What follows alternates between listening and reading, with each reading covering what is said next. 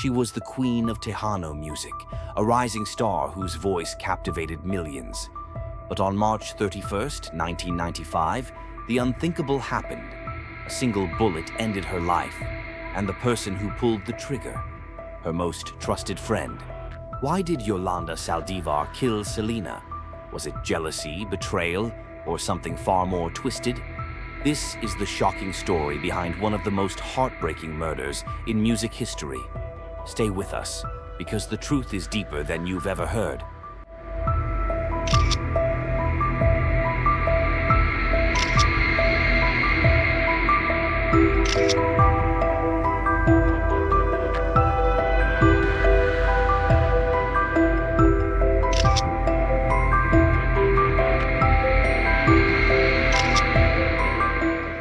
March 31st, 1995. Think about that date for a second. It was a Friday.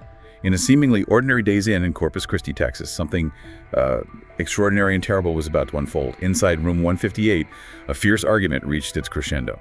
Then, a single gunshot ripped through the silence. Yeah. Moments later, the unimaginable. Selena Quintanilla, the undisputed queen of Tejano music, a vibrant star at the peak of her career, appeared in the lobby, her clothes just soaked in blood. Her dying words, a heartbreaking whisper you can almost hear even now. Yolanda, 158. That scene, as stark as it is to imagine, it marked the abrupt and tragic end of a truly luminous life.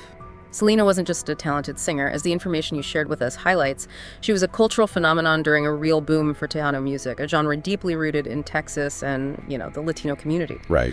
Her death sent shockwaves far beyond the music world, leaving a void that, those who remember that time tell us is still palpable today. And as you know, the name Selena uttered in her final moments, Yolanda Saldívar, is central to this tragedy. Based on the sources you provided, Yolanda was the president of Selena's fan club, someone who had become an incredibly close confidant. So for this deep dive into the material you sent over, we're going to meticulously unpack the details, trace the arc of this complex relationship, and try to understand the sequence of events that led to that devastating day in Corpus Christi. To really help you grasp the enormity of this loss, it's crucial for you to understand Selena's beginnings. Born on April 16, 1971 here in Texas, to parents Marcella, Ophelia, and Abraham Quintanilla Jr., her musical talent was evident from a very young age. One of your sources even notes that her father recognized something special in her voice and timing when she was just 6 years old. And Abraham himself had a musical background, didn't he? So this wasn't entirely out of the blue. It was kind of a family affair from the start, according to what you've shared. Absolutely. As the material you provided details, he had been a musician himself and harbored dreams of returning to the stage. In 1980, he took a significant step by opening a Tex-Mex restaurant called Papagayos. This became the initial stage for Selena and her brothers to perform, laying the foundation for what would eventually become Selena y los Dinos. But as often happens, life throws unexpected challenges. The restaurant, it didn't last, did it? No, it didn't. The economic downturn caused by the oil crisis and the subsequent recession hit their business hard, forcing its closure. The family then moved to Corpus Christi, and as your sources indicate, this was a pivotal moment where Abraham really focused on the band as a means of support. They played tirelessly, weddings, fairs, any event they could find, a real testament to their dedication as a family, Yeah, and it was from those somewhat humble beginnings that Selena y los Dinos started to gain momentum. But as a woman in the Tejano music scene, which was largely dominated by men at the time, Selena faced initial hurdles, didn't she? That's a really important point to consider from the information you've given us. She encountered resistance and skepticism simply because she was a woman in this genre. However, as your sources also emphasize, her talent and undeniable charisma ultimately won people over. By 1988, they had already released 6 albums. Wow. Then in 1987, a significant milestone, she won her first Tejano Music Award for Best Female Vocalist, signaling the growing recognition she was achieving. And the real breakthrough came in 1989 when she signed with Capital EMI Latin, which propelled her onto the international stage in the early 90s. This really highlights how her perseverance paid off in a, challenging environment. So Selena's career was soaring, and it's against this backdrop of increasing fame and success that Yolanda Saldívar enters the narrative you've shared with us. Interestingly, her initial connection to Selena wasn't exactly as a devoted fan, was it? What's fascinating, as one of your articles points out, is how Yolanda's perception evolved. Initially, she reportedly felt that Selena was receiving awards that should have gone to some of her own favorite artists. There seems to have been a degree of resentment at first. But then in the summer of 1991, her niece persuaded her to attend a Selena concert, and according to your sources, that was a complete turning point. By all accounts, Yolanda was utterly captivated and marveled, as one of the articles you provided described it. From someone who seemingly held some resentment to becoming what appeared to be her biggest supporter. The level of dedication that followed was quite intense, almost immediate. 15 attempts to contact Abraham Quintanilla just to propose the idea of a fan club. That's remarkable persistence, isn't it? It absolutely is. And as your information shows, it was successful. She became the president of the Selena fan club and very quickly established herself as indispensable to its operation. Her commitment was so profound that she even resigned from her job as a nurse to dedicate herself entirely to promoting Selena. This rapid shift in dedication from non-fan to devoted supporter might make you wonder about Yolanda's underlying motivations right from the start. And this connection wasn't just professional. It rapidly developed into a seemingly deep personal bond, according to the details you've shared. Exactly. Yolanda managed to cultivate a very close relationship with Selena. And around this time, as her timeline indicates, there were also significant personal events in Selena's life, such as her secret marriage to her guitarist, Chris Perez, in 1992, which apparently occurred against her father's wishes. This suggests Selena had a side of her life that she kept, somewhat separate from her family's direct control. Right. And while Selena was navigating her personal life and her blossoming career, Yolanda's influence continued to expand, extending beyond just the fan club, as we see in the material you've given us. Yeah, this is where the narrative takes a troubling turn. Yolanda became the manager of Selena's Selena Etc. boutiques in Corpus Christi and San Antonio. This role, as outlined in your sources, gave her significant control over financial resources, access to bank accounts, the authority to write checks, and even possession of Selena's American Express card. Wow. This level of access and trust placed in Yolanda would later prove to be critical. And with that increased access and control, the first warning signs began to emerge, didn't they? Whispers and then more vocal concerns about mismanagement and even what some described as an unhealthy obsession from those within Selena's inner circle. Yes, as your documents detail, employees of the boutiques began reporting irregularities and voiced concerns about Yolanda's handling of the business.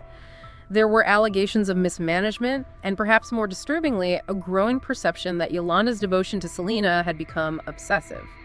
This raises an important question about how these red flags were, perceived and addressed at the time. Yet, despite these red flags and the concerns raised by her own staff, Selena continued to defend Yolanda. This speaks volumes about the trust Selena had placed in her, doesn't it? It does indeed. And it underscores a central and tragic aspect of this story for you to consider: the profound trust Selena had in Yolanda. Even as reports surfaced, as your sources indicate, of Yolanda filling her home with Selena's photos and videos and allegedly attempting to isolate Selena from her team, Selena appeared unwilling to believe the negative accounts. This loyalty, unfortunately, may have been exploited. The emergence of financial discrepancies really seems to be the turning point where concerns move beyond just personality issues to concrete evidence of wrongdoing, according to the information you've provided. Absolutely.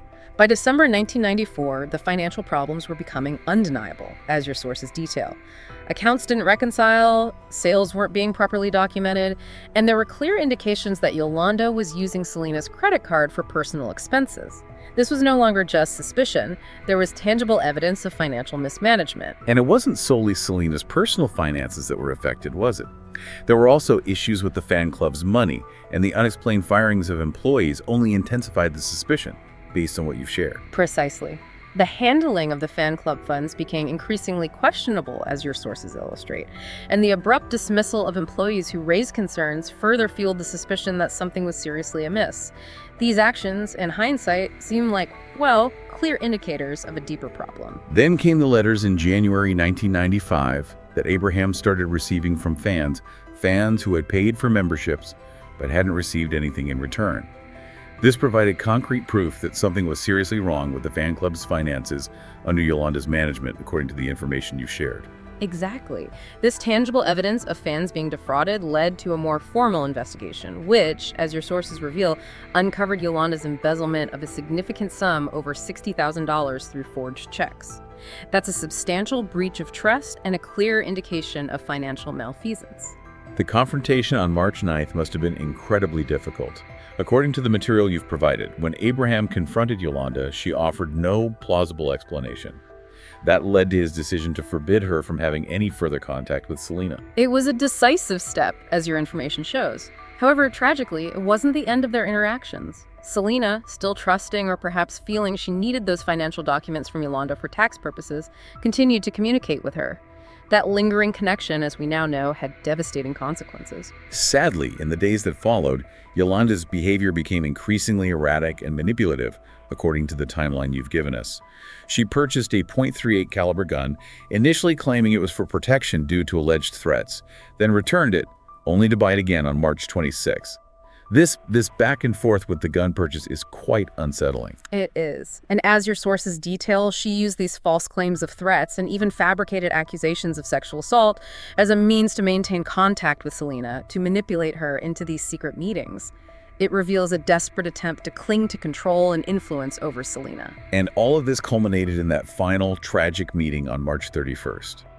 Selena, according to your information, went to the Days Inn that morning, initially taking Yolanda to a hospital based on one of these fabricated claims. When doctors found no evidence to support the accusation, something seems to have shifted during the drive back to the motel. Selena apparently told Yolanda that they needed to, distance themselves. That's a crucial detail from your sources. Selena had a recording session scheduled for that very day, a clear indication of her intention to move forward with her career and, presumably, without Yolanda's close involvement. The fact that she missed this important professional commitment underscores the seriousness of what transpired at the motel. What unfolded in room 158 was the horrific climax. Guests reported hearing a loud and heated argument, as your sources corroborate.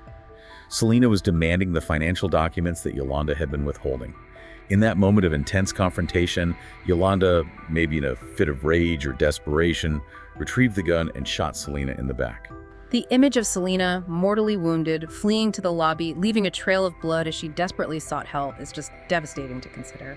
And her last words, the whispered plea, Yolanda, Habitation 158, which you highlighted, became a chilling testament to the profound betrayal she experienced at the hands of someone she trusted so deeply.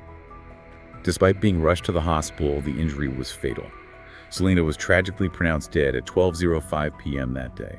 A truly immense talent was lost far, far too soon. The immediate aftermath was also marked by intense drama, as your sources detail. Yolanda's attempt to escape, followed by the tense hours-long standoff with the police, where she threatened suicide before finally surrendering. It painted a picture of someone in profound distress, and perhaps realizing the gravity of her actions. And her statements to the police were inconsistent, weren't they?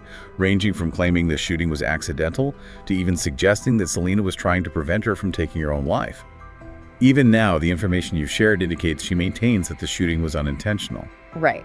The trial in October 1995 was a highly publicized event, though closed to the public and without cameras, as your sources note, in an effort to manage the intense media attention. However, the verdict was unequivocal. Guilty of first-degree murder, resulting in a life sentence with the possibility of parole in 2025. This verdict reflected the jury's understanding of the evidence presented. And despite the conviction and the considerable evidence presented during the trial, Yolanda, according to your information, continues to assert even to this day that she purchased the gun with the intention of ending her own life. It's a claim that, given the circumstances, is met with considerable skepticism by many. Ultimately, regardless of Yolanda's current assertions, her place in history, as your sources clearly indicate, is indelibly linked to this tragedy. For the Latino community, for Selena's countless fans worldwide, she will forever be remembered as the person who took the life of a legend. The intricate details of their relationship, Selena's meteoric rise, Yolanda's gradual and insidious infiltration into her life, the financial betrayal, the manipulation, and the final, irreversible act of violence, it all contributes to this profoundly tragic and cautionary narrative that you've brought to our attention. It truly is a story that continues to resonate. Selena's life was vibrant and full of promise, and its sudden and violent end serves as a stark reminder of the devastating consequences that can arise from broken trust and unchecked obsession. Consider, as you reflect on the details we have explored from the material you provided, the complex interplay of trust, ambition, and betrayal that define the relationship between Selena and Yolanda. What aspects of this deeply tragic story stand out most to you, now that you've had a chance to delve into these details with us? It's a case that continues to prompt reflection on the fragility of life and the complexities of human relationships. We encourage you to further explore Selena's remarkable legacy and the enduring impact of her loss.